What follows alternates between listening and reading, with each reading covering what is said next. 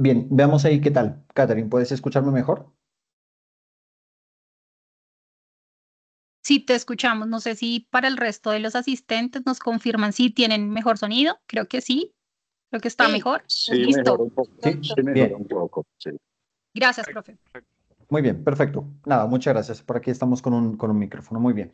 Vale, bueno, un poco lo que estaba comentando era que tiene que ver, sí, o digamos que la razón por la que creamos este diplomado tiene el sentido de tratar de cubrir algunos temas más allá de la psicología, más allá del estudio inicial o si quieren como eh, la forma convencional de estudiar el comportamiento criminal, que suele ser muy psicológico. Bien, en esta ocasión intentamos incluir una diversidad de temas que cubren o que giran en torno al comportamiento criminal. La idea, un poco detrás de esto, es como formar u ofrecer un poco de formación alrededor del comportamiento criminal como un área interdisciplinar. Y lo que hemos hecho es reunir un grupo de profesores, tal vez de expertos que están estudiando el comportamiento criminal en distintos aspectos. Digamos que no es nuestra intención ofrecer un curso únicamente de psicología forense, ni es ofrecer un curso de criminología únicamente, sino como tal tratar de extenderlo un poco más hacia cubrir distintas áreas de experticia, tal vez ofrecer un tema un poco más interdisciplinar. Ese es el enfoque del diplomado. Y de hecho, digamos que el contenido de este webinar cumple con el objetivo de ofrecerles tres perspectivas, si quieren tres preguntas, que corresponden a mi área específica de interés, es decir, a mi área de investigación a través del comportamiento criminal. No son las únicas que vamos a ver durante el diplomado, pero sí son aquellas en las que yo, digamos, me he formado, aquellas que conozco en su forma en la que funcionan, aquellas que he visto cómo funcionan en términos de su evaluación. Esa es mi intención con ustedes, tratar de ofrecerles una perspectiva un poco inusual, un poco distinta de estudiar el comportamiento criminal, mucho más allá de los factores de personalidad o de los factores de riesgo sociales que típicamente uno estudia, ¿no? Con el comportamiento criminal, más allá del componente forense, que suele ser lo que en su mayoría llama la atención de este tipo de diplomados, ¿no? Bueno, que la idea es formar como habilidades sobre el estudio general del comportamiento. Bien. De ahí un poco este webinar, pero yo creo que los tres interrogantes o una buena forma, si quieren como de comenzar a verlo, bueno, tiene que ver con un estudio muy clave, digamos, o con una forma muy clave de analizar un problema social que se presenta tanto en Colombia como en América Latina en general y tiene que ver con el hacinamiento carcelario. Si quieren, con el comportamiento criminal desde el momento en el que comienza a presentarse y la consecuencia directa que produce sobre la presión en el sistema carcelario. Creo que es un tema que vale la pena estudiar porque uno se pregunta, bueno, dada la sistemática violación de derechos humanos que se produce en esta condición, ¿cuál es la forma correcta de abordarlo? ¿Cómo se puede prevenir? ¿Cómo se puede trabajar sobre este problema social? ¿Cuáles son las alternativas que tenemos como sociedad? Bien, y sobre el problema, si quieren, del hecho de que las personas realicen o cometan delitos como tal, bien, aparece la pregunta clásica, ¿no? De cómo lo prevenimos, cuáles son las formas de trabajarlo. Bien. Y una forma de hacerlo, una forma que se ha vuelto muy popular además también en América Latina y en Colombia particularmente, tiene que ver con concientizar. Si quieren, con hacer talleres y las personas que están aquí, que tienen experiencia o que en algún momento han trabajado con la modificación de comportamientos, particularmente comportamientos asociados al crimen como tal o a la delincuencia, bueno, se han enfrentado con contextos en los que uno debe realizar talleres, ejercicios de concientización, ejercicios de elaboración en donde una persona habla y expone su conocimiento un poco para concientizar, para que la gente se dé cuenta un poco del efecto que produce cometer estos comportamientos, ¿no? Como, vale, si usted lo realiza, le va a pasar esto, bajo la teoría de que, claro, yo le muestro a usted lo que a usted le va a pasar si usted realiza este comportamiento y yo consigo prevenirlo, ¿sí? Yo consigo prevenir el delito. Aquí en Colombia existe un programa que es posible que conozcan, si no los invito a conocerlo por ahí en algunos lados, que se realizó mucho tiempo, se sigue realizando todavía en algunos contextos, que se llama Delinquir no paga, ¿sí? Ese programa que se llama Delinquir no paga se implementó casi que en todo el territorio nacional, en distintas cárceles en distintas partes del país. con el principio de que si yo le muestro a las personas que están en riesgo lo que les va a pasar si cometen un delito, bien, yo lo voy a prevenir. Yo puedo prevenir ese delito, yo puedo prevenirlo. Bien. Y el ejercicio, o si quieren como la intervención, consistía en llevar a un grupo de personas a las cárceles, a conocer un poco el contexto carcelario bajo distintas condiciones. Em, Desde conocer simplemente como cómo se ve una cárcel y cómo se siente, hasta, sí, como actividades de interacción muy directa con las personas que estaban ahí adentro, sí, un poco en colaboración con el IMPEC, en principio. Bien. Bueno, esta intervención, sí, que se basa en esa idea, ¿no? ¿Qué pasa si yo llevo a los jóvenes en riesgo de cometer delitos a la cárcel y les muestro lo que les va a pasar? ¿Cuál es el efecto que produce? ¿Qué pasa si tienen suficientes emociones alrededor de esto? Si realmente es una visita difícil, no es fácil de lidiar con ella, es emocionalmente muy intensa, si quieren, que serían como temas que pueden aparecer aquí al respecto, ¿no?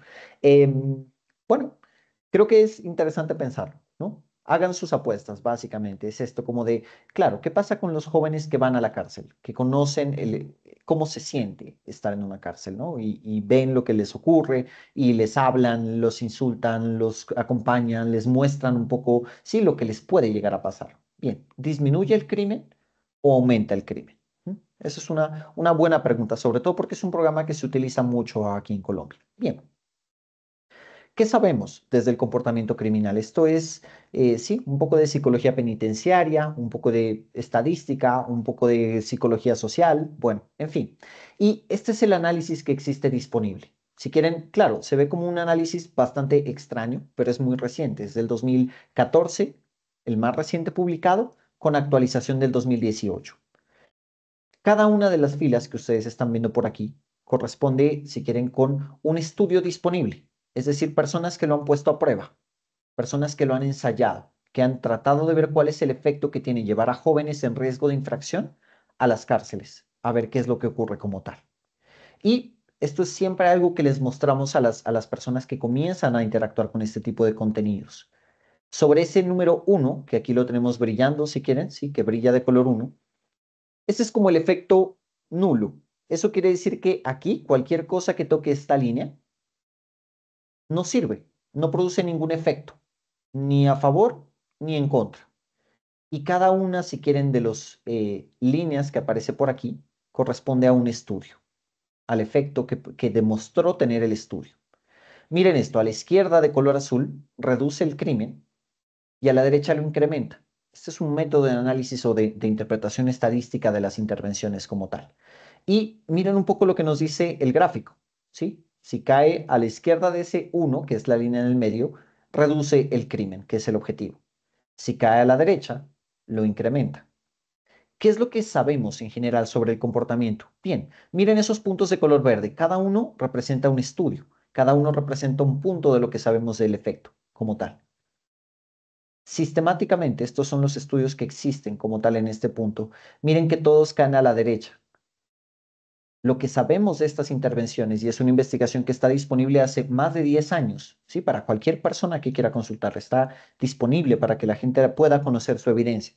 Sabemos que si para algo sirve llevar a los jóvenes a la cárcel, a que conozcan lo que les espera, sirve para incrementar la probabilidad del delito, sirve para aumentar el número de casos de personas que cometen delitos en comparación con personas que no van.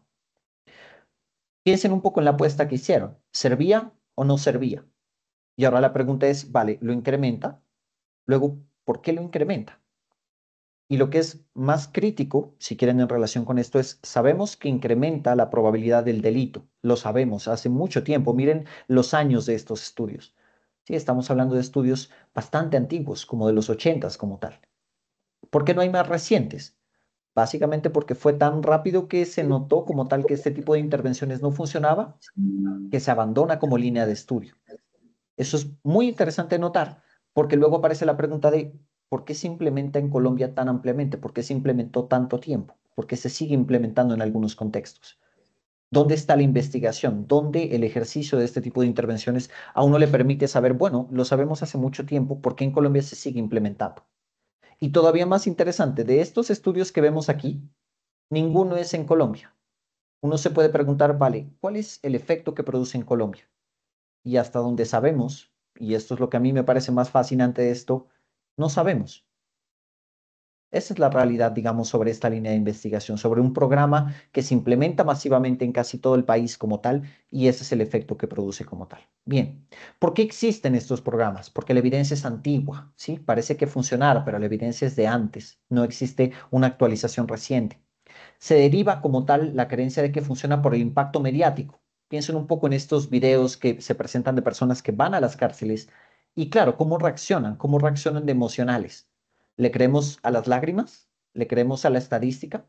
¿Qué es lo que nos dice como tal que un programa de intervención funciona?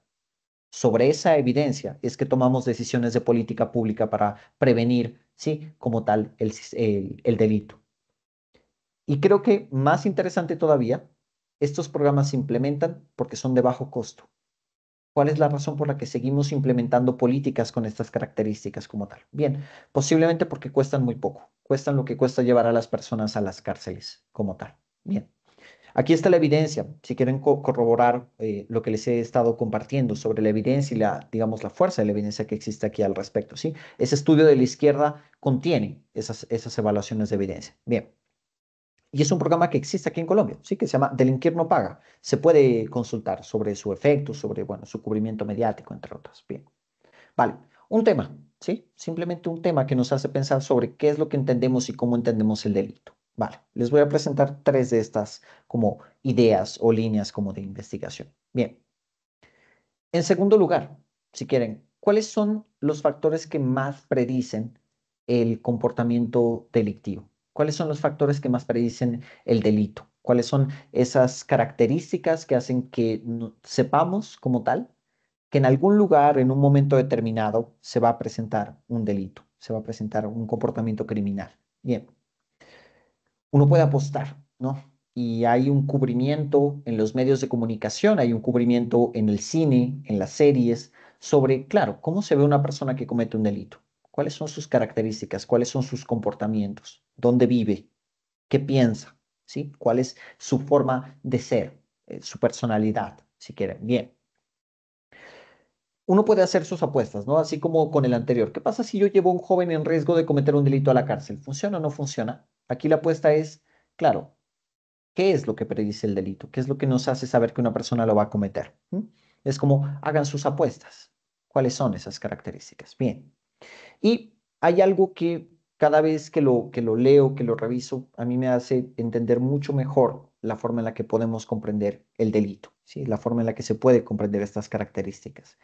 Uno cuando estudia psicología pasa 5 años aprendiendo a ver cualquier cosa que no sea la mente, ¿no? Uno siempre busca en psicología tratar de encontrar que la mente es la causa de las cosas y luego son 5 años de tratar de aprender que no es así, que donde sea que esté el comportamiento, que no está en la mente, ¿sí? A pesar de que sea la tendencia que solemos tener. Bien, este es un estudio, si quieren, por ahí arriba en la esquina, podemos ver el nombre del estudio, lo pueden verificar como tal.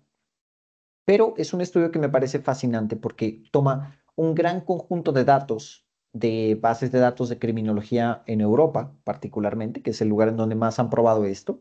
Esto es del Instituto Vasco de Criminología, donde recibí, sí, digamos, como mi entrenamiento en criminología como tal. Bien, y miren un poco la relación que estamos viendo por aquí en esta gráfica, ¿no? Que son elementos muy estadísticos, son formas de ver como tal los datos y el comportamiento de las personas. ¿Qué representa? Es prácticamente la distancia que hay desde la residencia hasta el lugar en donde se comete el crimen, en kilómetros, ¿Y queda bien? ¿sí? Sobre una línea que estamos viendo por aquí, desde el cero en adelante hasta los 60 kilómetros, esta es la tendencia general que estamos viendo sobre el comportamiento criminal. ¿Cuál es el mayor predictor del crimen? ¿Cuál es el mayor predictor del delito en un contexto en particular? Cualquiera que sea. Sí, esa es una buena pregunta de hacerlo. ¿Es la personalidad y lo que piensan las personas? ¿Son sus necesidades económicas? ¿Son el tipo de personas con las que conversa, con las que tiene amistades y relaciones y redes sociales?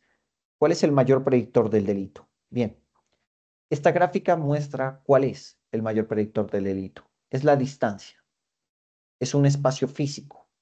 Literalmente, hoy sabemos que el mayor predictor del crimen es la distancia, desde donde vive la persona que comete el delito hasta donde el lugar en donde lo comete.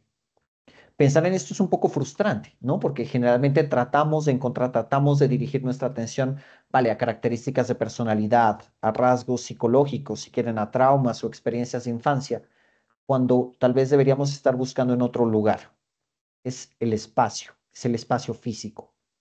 Y uno puede preguntarse, bueno, en psicología uno trata de aprender qué es la mente y las características individuales. Bien, desde un enfoque un poco más objetivo, más apegado a lo frío que son los datos, a la fría que es la evidencia, en vez de tal vez a lo que estamos buscando, bien, tiene que ver con el espacio. Lo que más predice un crimen es la distancia que separa el lugar en donde ocurre el crimen del lugar en donde vive una persona que comete el delito. Bien, esto es muy interesante porque desafía un poco lo que creemos. Pero claro, la pregunta es, ¿qué quiere decir esto? Quiere decir que las personas que cometen un delito no les gusta moverse muy lejos de donde viven como tal, y eso es todo, o quiere decir que hay unas características físicas que disparan el delito, que son algunos patrones del espacio, de la forma en la que como seres operantes observamos y entendemos el espacio y respondemos a esas características. Bien, creo que esa hipótesis es más interesante. Y miren un poco estas gráficas, son algunas gráficas, algunas ilustraciones como tal, pero esto se conoce como comportamiento ambiental y es, fuera de la psicología penitenciaria o del comportamiento penitenciario, una forma de entender cómo la gente se relaciona con el delito y la seguridad. Bien, el comportamiento ambiental se refiere al estudio de cómo el ambiente físico afecta el comportamiento de las personas, si quieren el comportamiento normativo, el hecho de seguir o no una ley. Y aparecen estudios sobre el diseño de las ciudades, sobre la forma en la que es la ciudad y el espacio, la forma en la que se predice el delito. Bien. Miren un poco la sugerencia de esas gráficas, ¿no? Hay varios elementos que estudiar, pero simplemente noten esto, ¿sí? Sobre la posibilidad de un auto que está siendo potencialmente robado, eso es lo que trata de ilustrar esta imagen. Piensen un poco en cómo diseñamos y escogemos los árboles que están en la ciudad.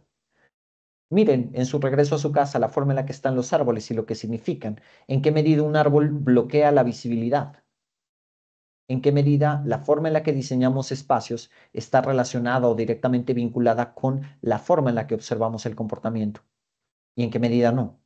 ¿Sí? La forma en la que generamos vigilancia natural en vez de vigilancia policial y la forma en la que las personas se relacionan con esto como tal. ¿Sí? En el diseño de las ciudades confiamos más en la policía o en la gente que vive en los lugares. ¿Mm? En Colombia hemos tomado una opción muy clara sobre cierto tipo de vigilancia como tal. Bien. La forma de diseñar ciudades, la forma de diseñar espacios iluminados, claros, con presencia de personas que puedan estar vinculadas con el comportamiento de la gente. Bien, ahí hay un tema, ¿sí? ¿Y dónde se suele estudiar ese tipo de comportamientos, ese tipo de, si quieren, como comportamiento ambiental? Uno. Bien. O piensen en esto, por ejemplo, miren esta gráfica que estamos viendo por acá, ¿no? La forma en la que diseñamos las luces, la iluminación.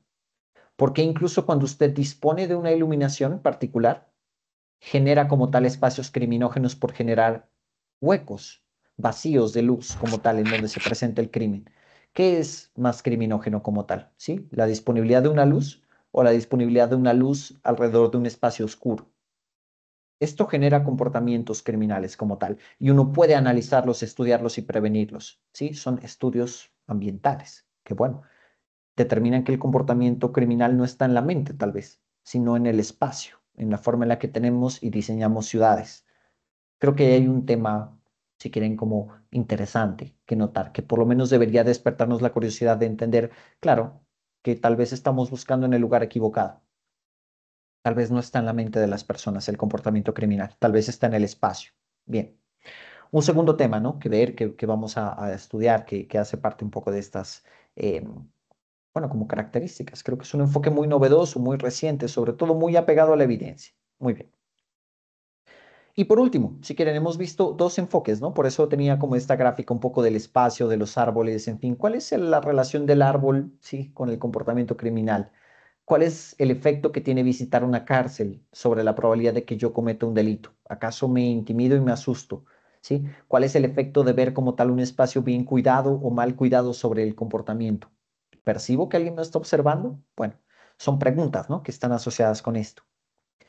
Y por último, Tal vez como la tercera posibilidad que quiero comentar, ¿no? De cómo estudiamos el comportamiento criminal, sobre todo del enfoque mío, tal vez, como de la forma en la que van a conversar conmigo. Somos un conjunto de personas en distintas disciplinas, ¿no? Pero bien, creo que hay un tema, ¿sí? Más allá del espacio, si quieren, un poco más grande, que tiene que ver con lo que como sociedad le ofrecemos a las personas como experiencias.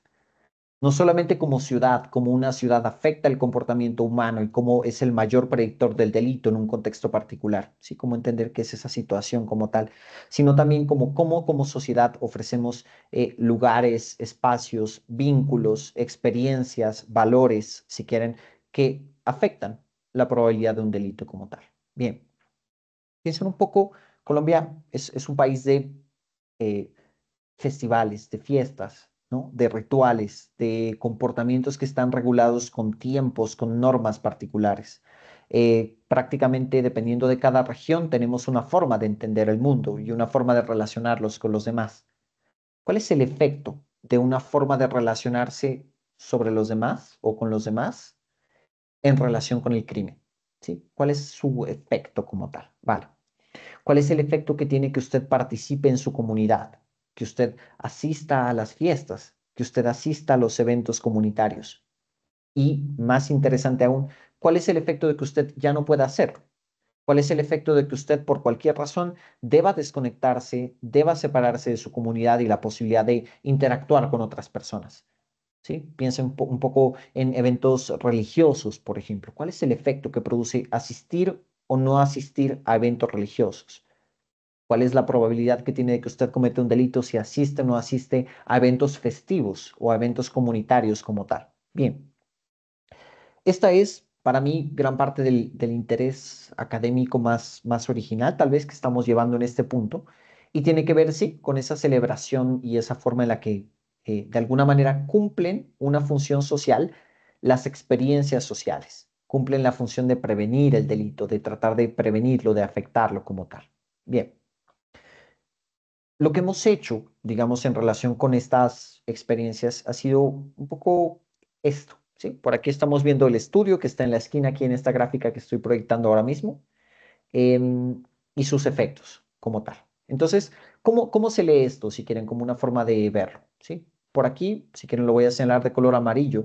Sí, miren que todo esto es bastante estadístico, es un poco mi preferencia, tal vez si quieren como mi gusto, ¿no? La evidencia estadística, ¿vale? La identidad con la ciudad. ¿Qué tan identificada se siente una persona con la ciudad? ¿Qué tanto se siente identificada con una región en particular? ¿Y qué tanto se siente identificada con un país, con Colombia, si quieren?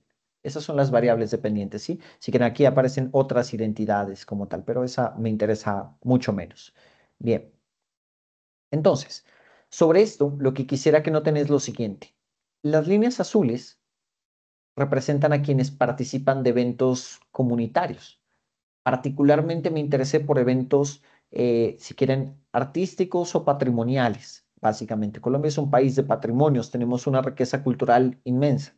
Esta es mi línea más cultural, si quieren, como tal. Bien, ¿cuál es el efecto de participar en un festival musical? ¿Cuál es el efecto de participar como tal en un festival artístico o de elaboración manual, por ejemplo? Bien, miren, a la izquierda es el puntaje antes, a la derecha es después.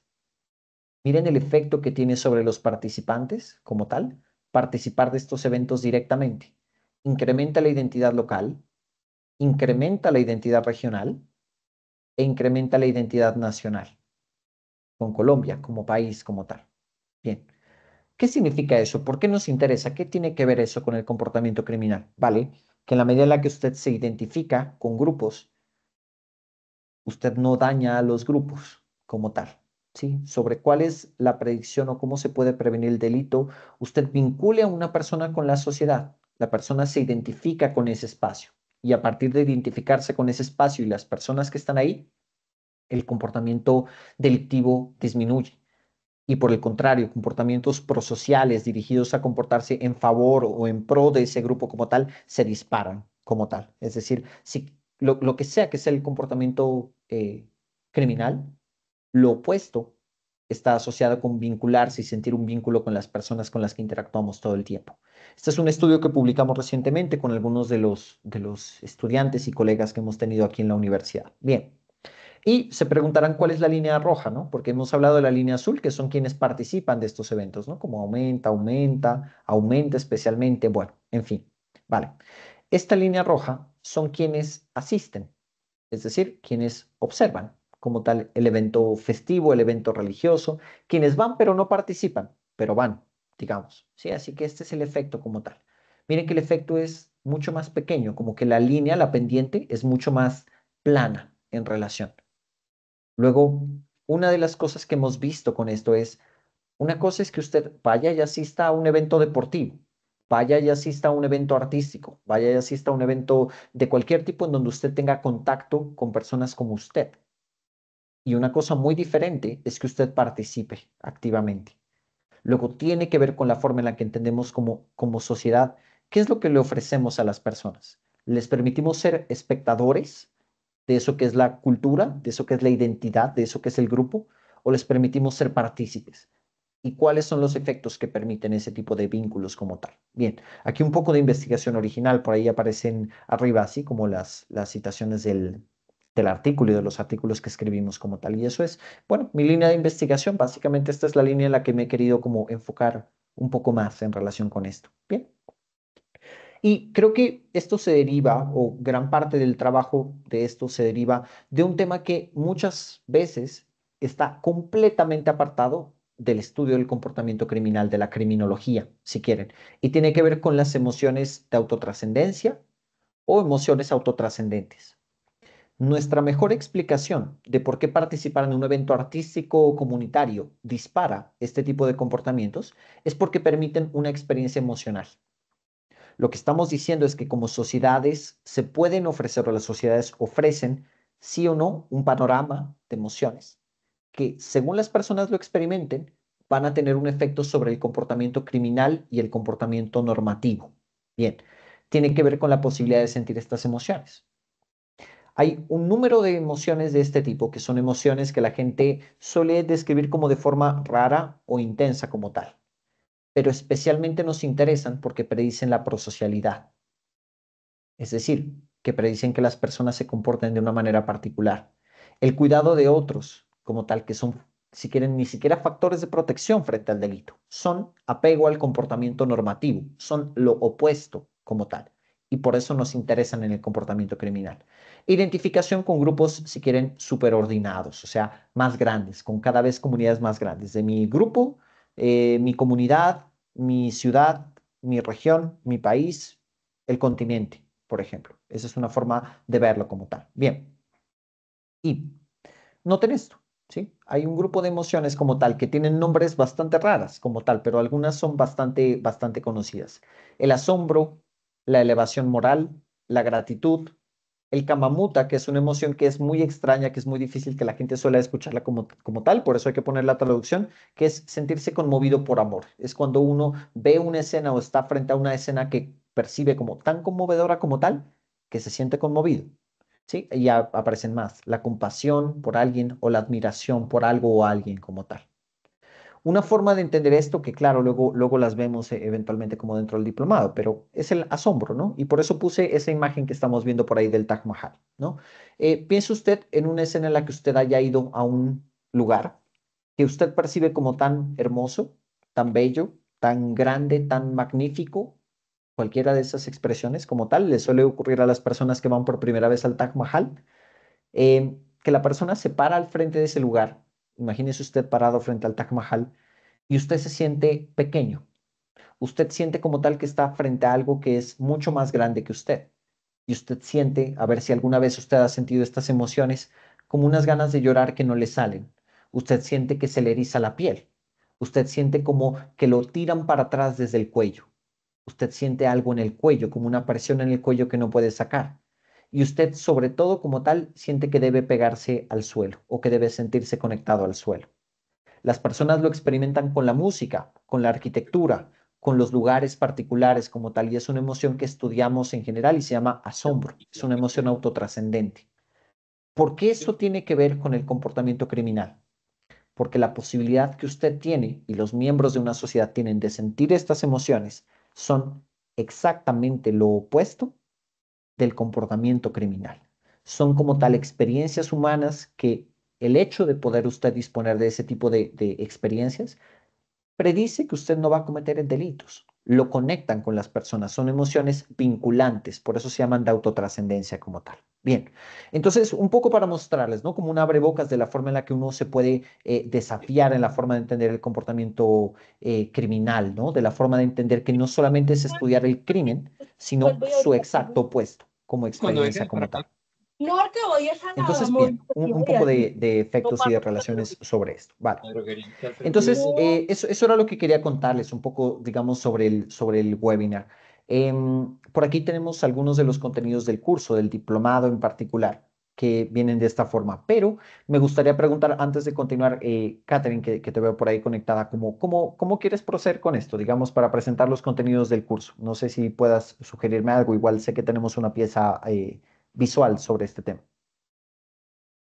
Listo, pues nada, si quieres, les damos la opción de 5 preguntas, las primeras cinco Ok. preguntas. De pronto, si alguien tiene alguna duda, alguna inquietud antes de entrar como al tema de la programación de nuestro diplomado, y puedes contarnos como un poco sobre los temas y lo abordamos. Si les parece, 5 preguntas y arrancamos las primeras 5 y continuamos con el tema de la programación del diplomado.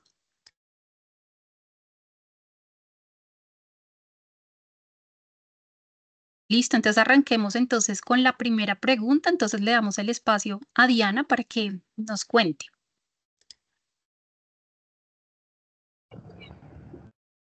Hola, Hola.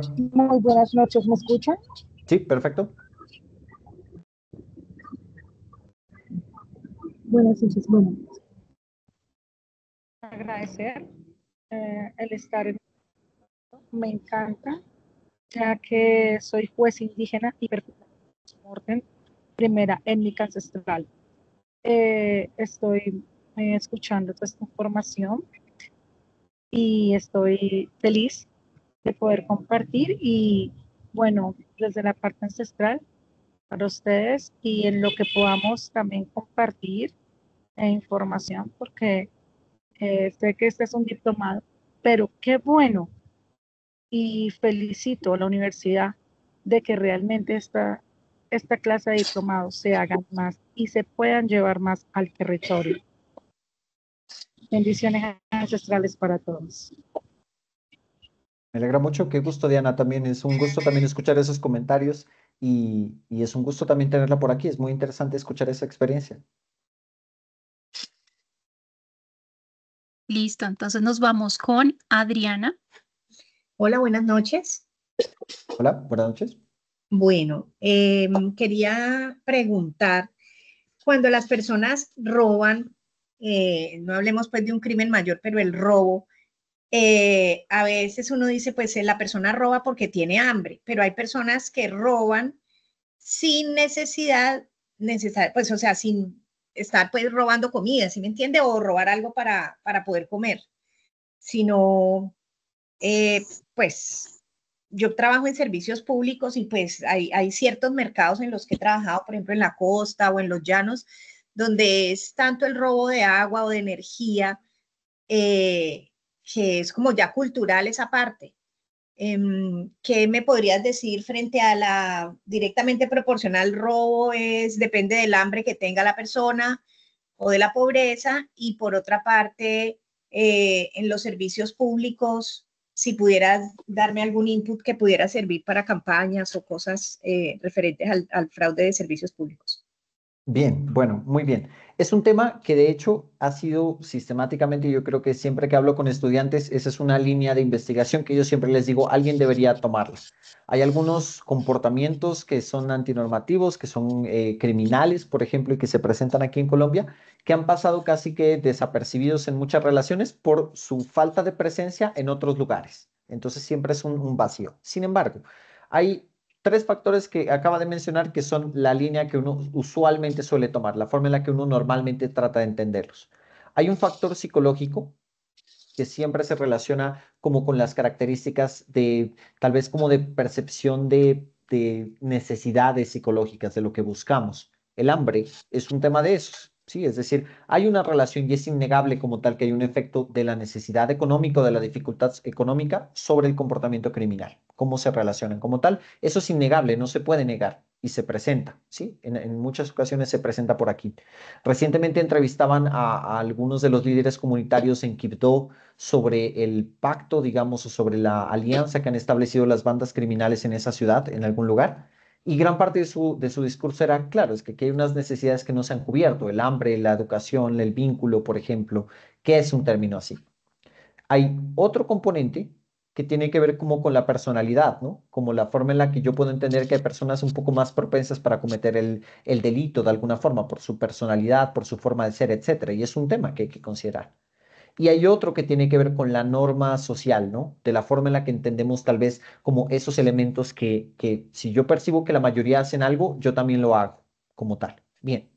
Conozco una intervención que tiene que ver con respecto a eso, la prevención de los delitos asociados como tal al hurto o al robo de servicios públicos como tal, bien, y tienen que ver un poco con compartir esa norma de qué tan normal es compartir que la gente hace o comete ese delito. Existen algunas intervenciones, que era lo que pasaba en la pandemia, ¿no? Uno encendía el televisor y uno veía que las noticias eran, no se están poniendo el tapabocas, la gente no se pone el tapabocas en Bogotá o en algunas ciudades o lo que sea. Claro, ¿cuál es el efecto de decirle a las personas que la mayoría no se están poniendo el tapabocas? ¿Que van a ponerse el tapabocas o que al contrario van a dejar de ponerse? ¿Cuál es el efecto de decir que la mayoría hace un comportamiento? Creo que en relación con eso estamos como vinculados con ese tipo de comportamientos. Sin embargo, debo ser claro, hay pocos estudios y poca evidencia disponible sobre ese tema. Es un tema del que todavía hace falta experimentar mucho porque en realidad sabemos todavía muy poco, por lo menos aquí en Colombia. Muchas gracias. ¿Vale? Listo, nos vamos con Marcela.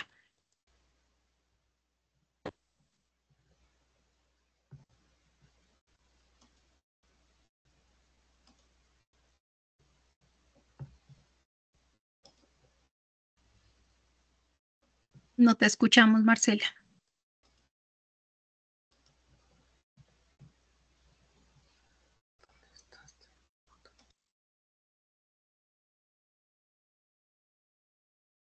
Listo. Si quieres, si puedes escribirnos en el chat tu consulta y démosle paso a Nelson. Nelson Luna. Hola, hola. Un poquito como de gripa. Sí, muy interesante no estoy con malita la voz. Muy interesante la pregunta anterior. Yo soy licenciado en Ética y Valores. En Colombia, y también soy juez pijao, juez ancestral del territorio. El comportamiento, digamos, se juega mucho la psicología y Colombia, desafortunadamente en Colombia hay una anticultura que es la del fraude, lo que hablamos de los servicios públicos. Es un fraude que se presenta en todos los niveles, porque si miramos las noticias, generalmente, o el dicho popular, que gana una alcaldía, el funcionario público gana una elección y que tiene que sacarlo de él, es decir, ya la gente va predestinada que tiene que robar, digámoslo así. Y eso se escucha mucho en los pueblos, bueno, usted gana, saque lo suyo. Entonces ya hay una destinación al robo. Y entonces el robo viene y dice, no, pues es que el que está allá roba, entonces yo también robo, es el más pequeño. Entonces el otro roba millones, no hay justicia, el otro roba una gallina y lo echan a la cárcel. Entonces yo creo que es un proceso que hay que llevarlo en todos los niveles, ¿cierto? Digamos, porque es que somos de doble moral. En Colombia existe la doble moral, existe el racismo. Colombia es un país muy racista en estos efectos. Entonces, yo creo que hay que, desde la educación, yo soy como docente, la educación tiene que ser replanteada un 100%, porque es que, ¿cómo es que un docente, yo discutía con mis compañeros, cómo es que un niño, digamos, un momento se porta mal, de castigo lo mando a hacer aseo? O sea, le estamos diciendo al niño que hacer aseo es malo, o sea, que es un castigo. Entonces, por eso vemos las calles vueltas a nada, el basurero por todos lados. Entonces creemos que sí estamos en un proceso, en un sistema educativo equivocado, donde se dice en Colombia, yo te ayudo a hacer leyes, Y muchas veces uno escucha por ahí, echa la ley, echa la trampa. Entonces Colombia somos un país bien fregado en esto y creo que esto hay tela para cortar en este espacio. Desde qué papel uno se dice, bueno, qué papel juega las religiones si todo el mundo se bautiza, todo el mundo hace los 7 sacramentos, entonces ¿por qué hay tanto ladrón que va a misa? Y bueno, hay muchas cosas, o sea, yo creo que eso hay que cuestionar muchas cosas. Gracias. Muchas gracias. Yo también estoy de acuerdo con eso. Tenía que mencionar un poco acerca del componente tal vez de los sesgos que se pueden tomar alrededor de, sí, de la toma de decisiones judiciales. Esa es una línea que también creo que vale mucho la pena discutir y comentar de alguna forma, ¿no? Como de la forma en la que tomamos decisiones sobre la injusticia que cometen otros y la forma en la que evaluamos si fue justo o no fue justo el comportamiento de los demás y sobre todo cuáles son los factores que nos hacen pensar que algo que hizo otra persona fue justo o fue injusto. Y ese es un tema muy saliente alrededor del cual podemos como estudiar y pensar con esto. Ese tema, en cambio, sí está estudiado aquí en Colombia y tiene que ver con los sesgos y el estudio de los sesgos que tienen los jueces al tomar decisiones judiciales en Colombia. Si bien incipiente todavía, es decir, es una línea que está apareciendo todavía, sigue siendo una línea principal y creciente, sobre todo de investigación. Tipo, los jueces están sesgados, pueden además estar sesgados en el momento en el que toman decisiones, si digamos es un campo objetivo, la toma de decisiones judiciales, o hay sesgos posibles alrededor de la raza, de los delitos, de los lugares, de las situaciones que puedan alterar el resultado como tal. Es una línea y creo que sí se puede hablar muchísimo de eso y creo que hace falta mucho trabajo también de pensarlo y de discutirlo. Sí, muy bien. Muchas gracias también por el comentario. Y listo, creo que Marcela ya tiene la oportunidad.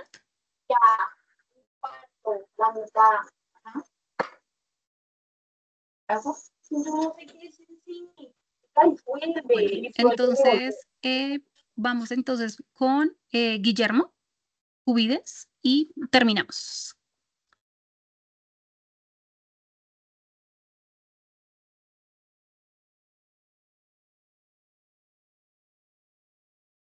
Guillermo.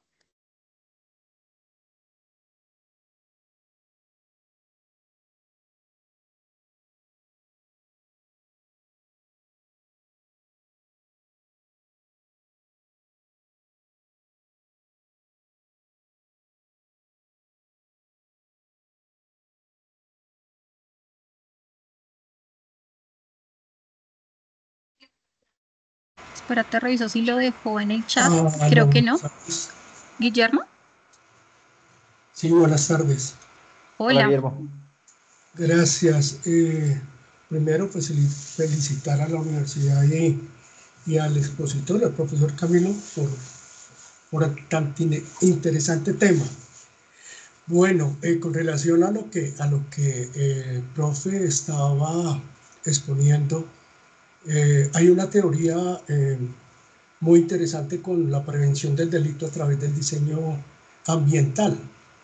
De ella conozco, de hecho, hemos dictado algunos cursos aquí en Colombia sobre el comportamiento y hay variables, hay uno que es el comportamiento psicológico, el deseo de vulnerar una norma y el tema, como lo acotaba el profe, con relación a la sociología, en la cultura del delito como tal, pero sí se han hecho algunos trabajos, hicimos unos aquí en Colombia, hay unos estudios en Medellín, otros trabajos bien interesantes como el modelo del cartucho, por ejemplo.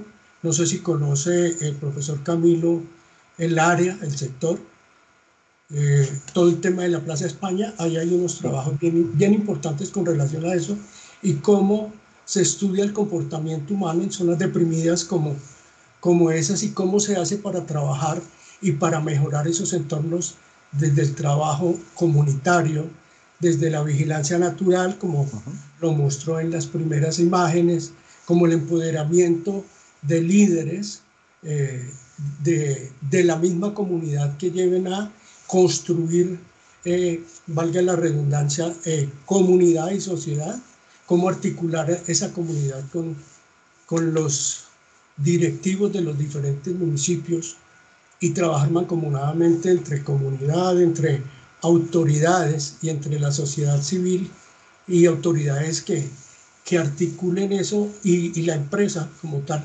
pero sí hay unos trabajos interesantes que de pronto privadamente podríamos hablar y ver cómo se pudiera aportar en el tema, pero interesantísimo lo del diplomado, la propuesta es pertinente, se necesita generar cultura porque no hay un país del planeta que cumpla con los estándares de policía que se requieren para cuidar una comunidad.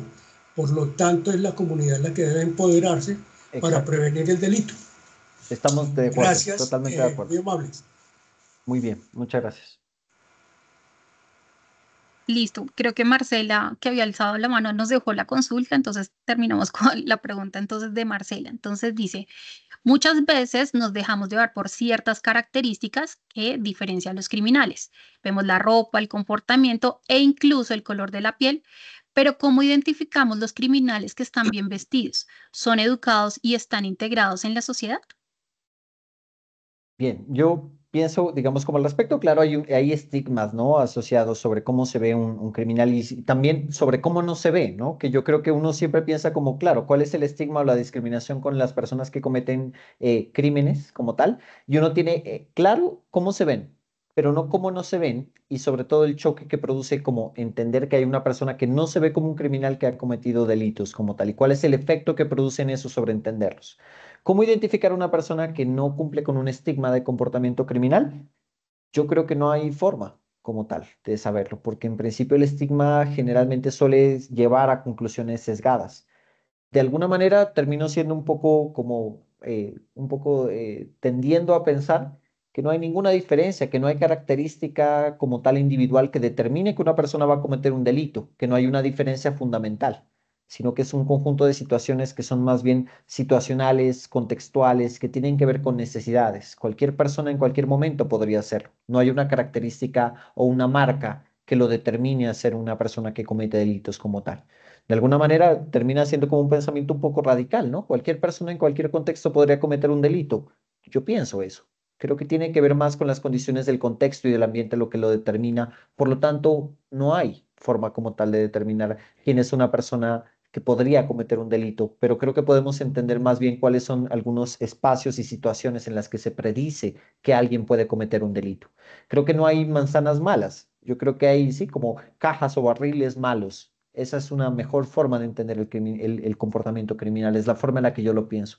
No hay manzanas malas, hay barriles, hay cajas malas, sí, es el lugar, es el contexto. Pero seguro que algunos de mis colegas pensarán un poco distinto, pero tal vez un poco de pensamiento, ¿no? Frente al análisis de cómo entendemos el crimen. Bueno, por ahí va. Muy bien, es buena pregunta. Listo, bueno, entonces, pues para aprovechar este espacio muy cortico y voy a tomar la palabra y la pregunta que hace Liliana Ortiz, que creo que es bien pertinente, profe, y es, ¿cuál es el área ocupacional para aplicar ese conocimiento sobre el diplomado que vamos a ver en comportamiento criminal?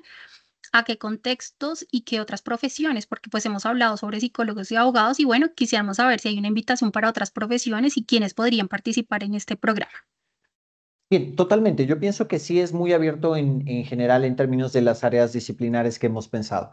Generalmente nuestros estudiantes suelen cumplir con ser o bien psicólogos o aspirantes para ser psicólogos, es decir, personas que van a estudiar o criminología o psicología o comportamiento en cualquier tipo como tal antes de entrar, estudiando o recién graduados, lo hemos visto en muchos casos. Tenemos otro perfil que hemos visto muy recurrente que es forenses, principalmente personas que se dedican a ciencias forenses de alguna manera, especialmente psicología y psiquiatría forense. Tenemos una línea. Bien, hay otro perfil que es muy frecuente también entre las personas que se inscriben aquí, que tiene que ver con abogados. Sí, entonces hay una gran línea de personas que estudian o estudiaron derecho, que lo ejercen, por ejemplo, y que se vinculan de alguna manera. Pero en principio el curso está abierto a personas que se vinculan, por ejemplo, desde psiquiatría. Entonces hay una línea que es medicina, sobre todo vamos a ver psicofarmacología, cómo existen los tratamientos farmacológicos en relación con estos.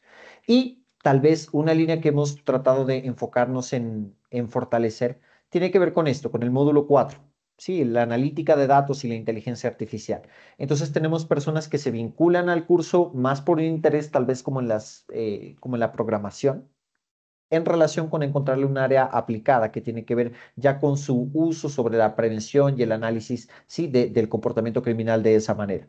Entonces, tratamos de ser amplios por su contexto y por su nivel al ser un diplomado, necesariamente tiene un nivel, si quieren, como en principio desde lo introductorio, desde la fundamentación, hasta aplicaciones concretas, pero básicamente lo lleva desde un punto muy inicial, ¿sí? Hacia un punto un poco intermedio. Sería como un curso inicial, intermedio, de alguna manera para entenderlo antes que un curso como especialización o maestría. Bien, pero eso es un poco el enfoque. Más o menos esos son los perfiles, igual que bueno, las personas que vemos por acá. Sí, creo que abogados, psicólogos, sociólogos, antropólogos y médicos suele ser como el perfil de las personas que lo toman.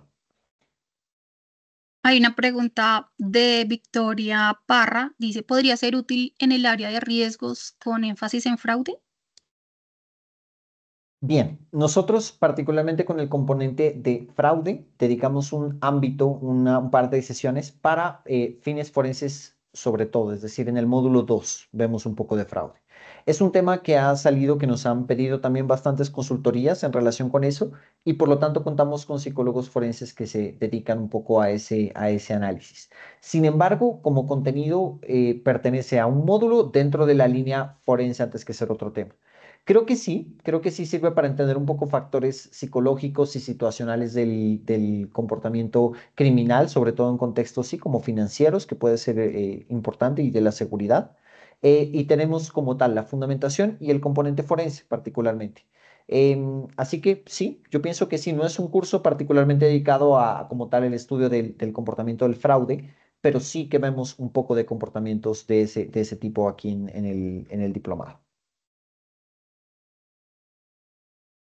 Listo, profe. Entonces voy a compartirles súper rápido la pantalla para contarles sobre el programa, para que se animen, participen y adicional a esto, pues que ustedes puedan aprovechar los beneficios que tenemos por su grandiosa participación en este webinar. Bueno, entonces nuestro diplomado es en modalidad completamente remoto. Eso quiere decir que nuestras clases son en vivo. Es completamente virtual. Tú puedes estar en tu casa, en tu oficina, bueno, donde tú te encuentres. Sin embargo, hay que completar un mínimo de horas y es un total de 84 horas que tendremos nuestro programa. El horario de clases son los días martes, miércoles y jueves de 6 de la tarde a 8 de la noche. Son 6 horas semanales. Como nos lo presentó el profesor, tendremos varias unidades, tendremos varias oportunidades de tener expertos muy expertos con su expertise en cada tema. Entonces, para invitarlos y cuando arranca el 4 de marzo. Estamos ya un poco menos de un mes para iniciar este programa. Es la primera corte del año. Tendremos aproximadamente 2 o máximo 3 cortes en el año, pero esa es nuestra primera corte. La siguiente estará para el mes de junio. ¿Cuánto cuesta? Cuesta 2.500.000. Esa es la inversión. Sin embargo, ustedes van a contar con un 10% de descuento por pronto pago hasta el 20 de febrero. Es decir, que tendríamos más o menos como unos 9 días para que ustedes puedan hacer todo su proceso de inscripción y pago con descuento. Les quedarían un total de 2.250.000 pesos. Si hay opciones de financiación, las tenemos. La Universidad de La Sabana le brinda espacios a la educación continua para que ustedes puedan tener opciones de financiamiento si lo llegaran a necesitar. ¿Aplica el descuento aún así con el financiamiento? Sí, aplica siempre y cuando tu proceso de financiación sea dentro de esta fecha. ¿Listo? ¿Cómo hago mi inscripción? ¿Cómo es el proceso? Es muy fácil. Nosotros tenemos un enlace donde vas a registrarte si es por primera vez. Creas un usuario y una contraseña, te inscribes al programa, seleccionas tu descuento, completas un formulario, realizas tu pago en línea, ya sea por tarjeta de crédito, PSE o si quieres hacer una transferencia, tienes la opción. Y una vez tú hayas realizado tu pago, hacemos una formalización con la copia de tu cédula para garantizar el certificado. Una vez finalizado el programa, nosotros tendremos 20 días hábiles para emitirles el certificado. Nosotros enviamos, una vez ustedes ya hayan hecho su pago, su proceso, se hace un envío de información sobre el cronograma del programa. Les voy a dejar en pantalla mis datos. Sé que de pronto esto es un poco rápido la presentación del programa, pero si tú quieres ver detallado el contenido, tener como la información adicional sobre el desarrollo, puedes escribirme a través del correo electrónico. Algunos recibieron desde el WhatsApp la invitación a este espacio. También tienen mi correo electrónico y podemos ayudarles con todo su proceso. Entonces, no sé si alguien tiene alguna duda o inquietud que podamos resolver en un minutito y ya con esto damos por terminado nuestro webinar. Catherine, por ahí vi una pregunta sobre los perfiles de los docentes. ¿Hay algún lugar en donde las personas puedan acceder al perfil de los profesores que están vinculados al diplomado? Sí, por favor escríbeme a este número de WhatsApp. Yo les comparto el brochure para que ustedes validen pues toda la información de nuestros profesores.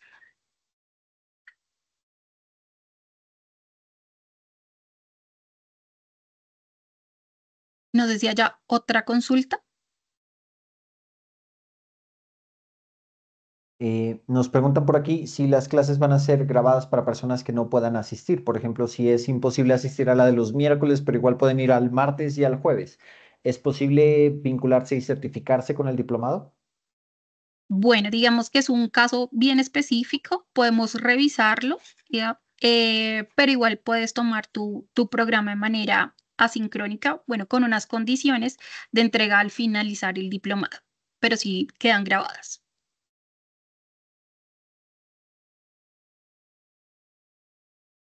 Y finalmente, el tema del financiamiento es directamente con la universidad.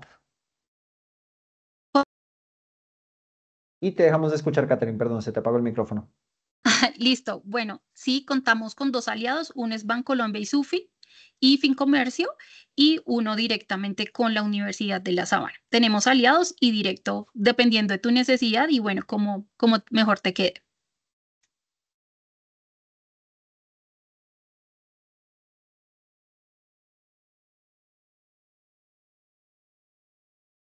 Bien, Listo, por yo aquí creo que... también nos preguntan, ¿cualquier Ajá. persona puede tomar el curso? Sí, yo creo que el curso comienza desde un módulo bastante introductorio, entonces no está dirigido a personas que sean especialistas en una disciplina particularmente, que sean profesionales. En general, los egresados que tenemos del diplomado que vienen recién graduados de colegio o que incluso están terminando su colegio, creo que la experiencia ha sido bastante positiva por parte de ellos, por lo menos en los reportes que nos dieron el semestre pasado. Así que sí, es un nivel, si quieren, como inicial a un poco intermedio llegando. Así que sí, cualquier persona podría llegar a tomar el curso.